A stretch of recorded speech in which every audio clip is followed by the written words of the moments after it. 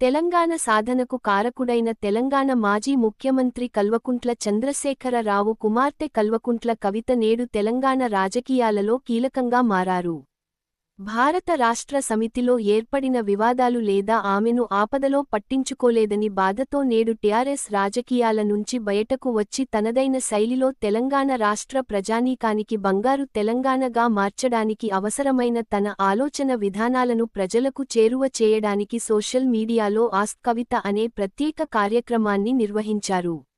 ఈ కార్యక్రమంలో ఒక నెటిజన్ ఈ విధంగా తెలంగాణలో మీరు కోరుకుంటున్న మార్పు ఏంటి అనే ప్రశ్నించారు. ఈ ప్రశ్నకు జవాబుగా కల్వకుంట్ల కవిత తెలంగాణలో నేను సామాజిక తెలంగాణను కోరుకుంటున్నాను అని, యువత మరియు మహిళలు మరిన్ని అవకాశాలతో అభివృద్ధి చెందాలని కోరుకుంటున్నట్లు ఈ విధంగా స్పందించారు.